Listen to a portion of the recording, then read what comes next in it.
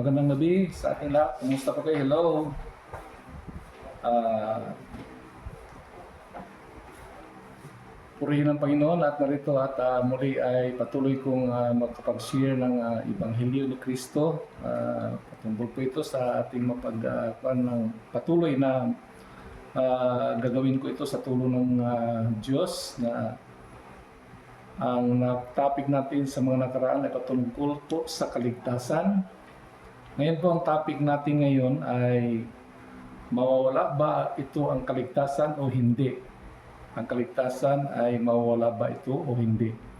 Salvation, can we lose it or not? Ito po ang ating pag-aralan ngayong gabi. At bago po tayong lahat, yumuko po na tayo manalangin sa Diyos. Hallelujah, Panginoong Diyos. Nagpapasalamat po kami sa gabing ito, Panginoon, na minsan pa, Panginoon, makapagbahagi ako ng salita mo, Panginoon. Ikaw, Diyos, ang magpala sa lahat ng mga nakikinig sa video na ito. Tulungan mo kami at gabayan mo kami ng banal na Espiritu. Salamat po, Ama, sa iyong kabutihan. Sa lahat, Panginoon, pagpalain mo kami. Ito po sa dalangin sa pangalan ni Jesus. Amen at amen. Okay. Ang ating title po, ito ay Kaligtasan. Mawawala ba ito o hindi? Salvation, can we lose it or not? Okay. May dalawang maling katuruan patungkol sa kaligtasan. Ito po ang ating pag-aralan ngayong gabi na may dalawang mali na mga katuruan patungkol sa kaligtasan. Una, na ang kaligtasan na natanggap mo sa Panginoon ay madaling mawawala.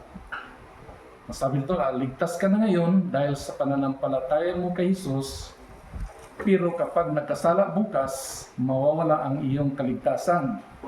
Kaya kailangan mong tanggapin muli at kilalanin si Jesus Christ para magkaroon ka ulit ng kaligtasan. Ito po ay mali ang ganyang katuruan. Pangalawa, ang kaligtasang tinanggap mo ay hindi na mawawala. Yung sinabi, once saved, always saved. Itong ganitong maling doktrina ay nagtuturo na kapag ikaw ay naligtas, habang buhay ka ng ligtas. Kahit na ikaw ay mag-backslide at bumalik sa dati mong buhay, makasalanan, ito po ay maling-mali ang katuruang ito. So, ang tama at balansing katuruan ay nakatuon sa gitna ng dalawang maling paniniwala na ito. May balansi po na teaching nakatuon sa gitna ng dalawang maling paniniwala na ito. Una, kung ikaw ay naligtas, ang kaligtasang tinanggap mo ay hindi madaling mawawala. Ito po ay balanse. Nauna, kung ikaw ay naligtas, ang kaligtasang tinanggap mo ay hindi madaling mawawala.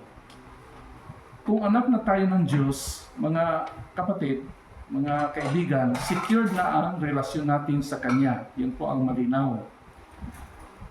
Na kapag nagkasala tayo, mawawala yung ating fellowships o samahan sa Diyos, hindi yung ating relasyon sa Ama. Dito po may dalawang mga dahilan kung bakit patuloy na nagkakasala ang mga Kristiyano. Una, sila ay ligtas na, kaya lang bata pa rin sila sa pananampalataya, baby Christians. Mababasa yan sa 1 Corinthians chapter 3 verse 1-4, yung mga baby Christians. Pangalawa, ligtas na sila at malago, mature. Ito naman ang dalawang dahilan bakit patuloy na nagkasala. Ito man, ligtas na sila at malago, mature Christians. Mga mananampalataya na, pero tumalikod sa pagsunod sa Diyos. Sa 2 Peter chapter 2 verse 20-22, hindi ko lang babasahin. Pero ang tawag sa taong ito ay backslider ayon sa Ezekiel chapter 18, 24-26. Kaya ang madalas na kasalanang nagagawa natin pagkatapos na tanggapin si Jesus Christ ay resulta ng ating pagiging bata pa sa pananampalataya. Hindi dahil sa nagre-rebelde tayo sa Panginoon. Maraming baby Christians ang namumuhay sa kanilang buhay na walang pinagkaiba doon sa mga malalayo na sa Diyos. So dito po may dalawang dahilan bakit nananatili silang bata sa pananampalataya. Una, hindi sila naalagaan ng isang ama sa espiritual, mga pastor. mga Christian na believer na lumago na, dapat tayong pasakop sa may spiritual na otoridad para tayo ay masanay at lumago. Kailangan natin ang discipleships para may magtuturo, may mag-mentor sa atin. Ayon sa 2 Timothy chapter 2 verse 2, 2 Corinthians chapter 4 verse 14 to 17. Pangalawa po, hindi nila dinidisiplina ang kanilang sarili. Yun po ang dahilan bakit nanatili silang bata sa pananampalataya, dahil hindi nila dinidisiplina ang kanilang sarili. Ngayon, para lumago tayo, kailangan nating manalangin. Basahin ang Bible, dumalo sa gawain sa church, maging banal at makisama, fellowships, discipleships, sa ibang mananampalataya. Lahat ng ito ay kailangan ng disiplina. So mga kaibigan, ang Panginoon ay determinadong tapusin ang kanyang sinimulan sa ating buhay. Determinado ang Diyos sa ating buhay. Philippians chapter 1 verse 6. Kahit tumalikod tayo sa Panginoon, hindi siya sumusukong pabalikin tayo sa Kanya. Hallelujah! Ganun siya ka-patient. Na hindi siya sumusuko na talikuran na tayo. Kailangan niyang manumbalik tayo sa Kanya. Kahit tumalikod pa tayo sa Panginoon, hindi siya sumusuko. Lagi pa siya naghihintay, mga kapatid, na manumbalik sa Kanya. Pero kung talagang magdedesisyon na tayo magpatuloy sa pagkakasala, siya ay una. Magpapadala siya ng tao, magpapalakas sa iyong loob. Hallelujah! Magpapayo at itutuwid ka ng mga kapatid o sino mang nais gamitin ng Diyos. Yun ang kanyang panawagan na i-rebuke tayo sa ating mga ginagawang hindi kalugod-lugod. Okay, ang pamaraan ng Diyos, pangalawa, ay magpapadala ng mga problema para gisingin tayo. Ayun ang mahirap, na kapag matigas tayo, magpapadala siya ng problema para gisingin tayo. Jonas chapter 1 verse 4-15. Pangatlo po, bibisita sa atin sa panaginip at pangitain. Nangusap ang Diyos kung tayo lumalayo-layo sa Kanya. Mangusap siya sa panaginip at pangitain, vision. Pang-apat po, magdisiplina sa atin para maibalik tayo sa Kanya. Yan ang gusto ng Panginoon, hindi siya sumusukong tawagin tayo. Kung tayo ay hindi tayo mapadisiplina sa ating mga sarili. So ito po, ang Diyos ay nakatuon sa kanyang bahagi para matupad ang plano niya sa ating mga buhay. John 10:29. Ang aking ama na siya, sabi ng John 10:29, ang aking ama na siyang nagbigay sa kanila sa akin ay lalong dakila sa lahat. At hindi sila maagaw ni numan sa aking ama, purihin ng Panginoon. Kaya kailangan natin, mga kaibigan, gawin ang ating bahagi sa pagsunod sa Diyos. Bilang Kristiyano, kailangan natin ibahagi o ang bahagi natin, part natin ay sumunod sa Diyos. Pangalawa po, may posibilidad na tayo ay ang kaligtasan ay na ating tinanggap ay mawala. Possibility po, may posibilidad na ang kaligtasan na ating tinatanggap ay mawala.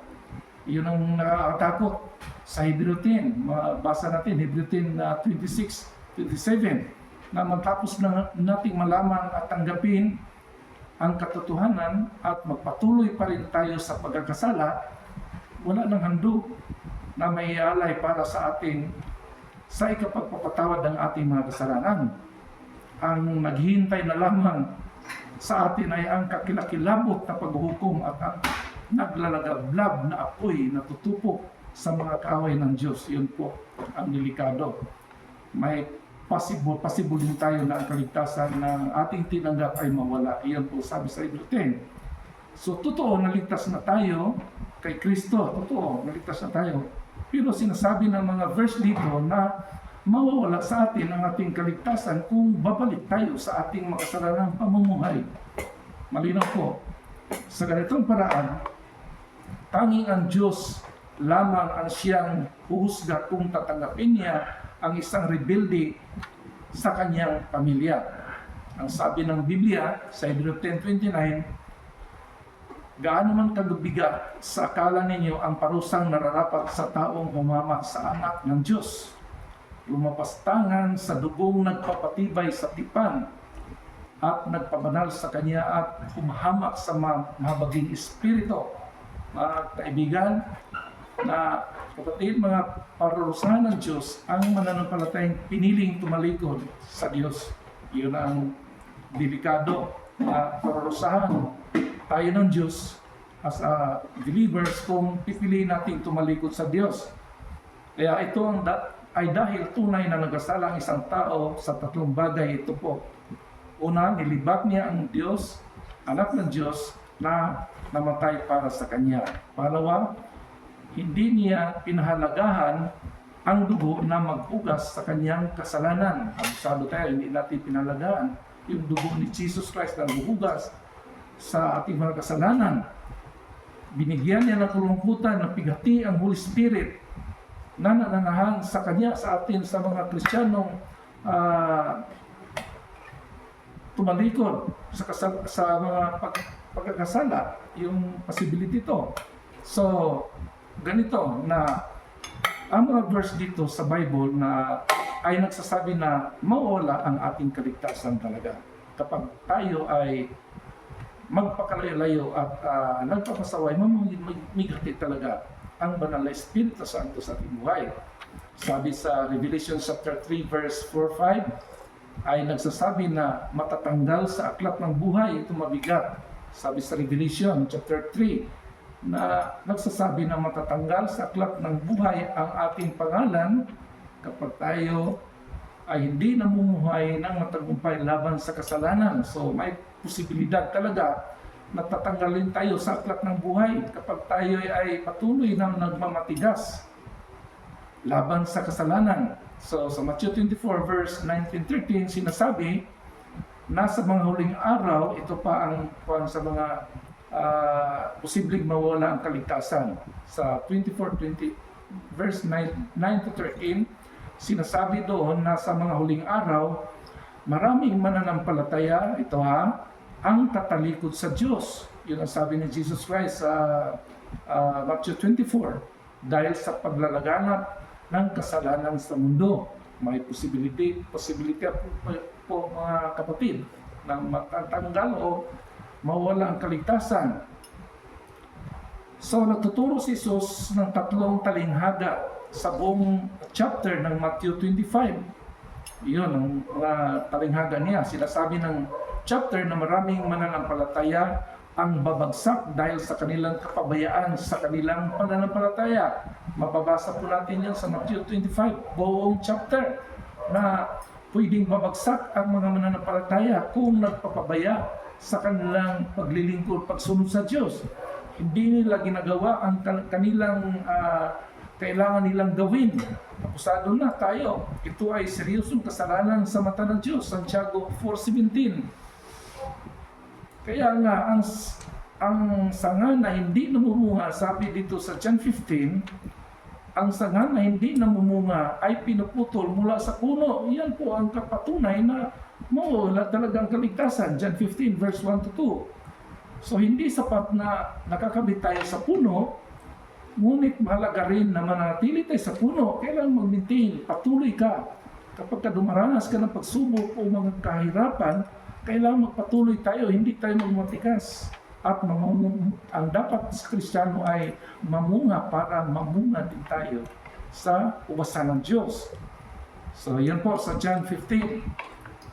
Sumulat si Apostol Pablo sa iglesia sa Galacia at sa Roma na pinagsabihan ang mga mananampalataya na mamuhay sa Espiritu at hindi sa laman para masiguro ang buhay na walang hanggan. Galatians 5:16-21. Kahit si Apostol Pablo, mga kaibigan, mga kapatid, dinidisiplina din niya ang kanyang sarili sa pananampalataya. Sabi niya, o di kaya yung mga tinuturuan niya ay pupunta sa langit, siya ay hindi. Nakakatakot din to na sabi sa 1 Corinthians 9:27 na maski si Paul din disiplina niya. Baka sa banahuli siya rin ay may takwil na papunta sa langit. Hindi siya makasama. So may tendency po, may possibility po na mawala ang kaligtasan. Okay, ngayon naligtas na tayo. Ano ang kailangan gawin natin kapag nagkasala tayo? Anong dapat gawin kapag tayo nagkasala dahil hindi naman tayo perpekto? So, malinaw ang sabi ng Diyos na hindi kalooban ng Diyos na magkasala tayo. Yun ang malinaw na hindi niya gusto, hindi niya kalooban na tayo ay magpakasala. Pero hindi tayo perfecto, pero kundi kailangan lumapit tayo kay Jesus na siya ang ating tagapagsanggalang sa tuwing magkakasala tayo. 1 John 2 verse 1. So kasama ng pusong nagsisisi, kailangan aminin natin agad, mga kaibigan, mga kapatid. Aminin natin kaagad ang ating mga kasalanan para linisin tayo ng Diyos. 1 John chapter 1 verse 9. So, hindi na mawawala agad ang ating kaligtasan. Malinaw po na hindi mawawala basta-basta agad ang ating kaligtasan kapag nakagawa tayo ng kasalanan. Pero, huwag nating abusuhin ang katotohanan ito. Malinaw po, huwag nating abusuhin. One simple will always say, tapos inaabuso natin, hindi maganda. Kapag naramdaman natin ang conviction ng banal na espiritu, kailangan magsisisi agad. Huwag na ninyong panatilihin ang kasalanan sa inyong puso. Romans 6:12-14. Huwag nating sirain ang templo ng banal na Espiritu Santo. 1 Corinthians 3 verse 16-17. Kaya mga kapatid, kaibigan, na upang hindi mawala ang kaligtasan, manatili tayong maging tapat at magpapasakop sa kalooban ng Diyos. Yun po ang ating topic dito na mawala ba ang kaligtasan o hindi. Kailangan nating mamuhay na may matapat na puso at magpasakop sa kalooban ng Diyos.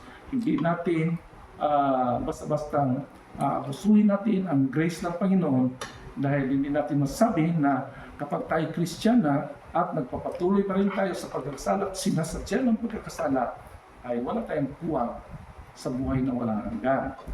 So yun, mamuhay at manatili tayong matapat sa harapan ng Diyos.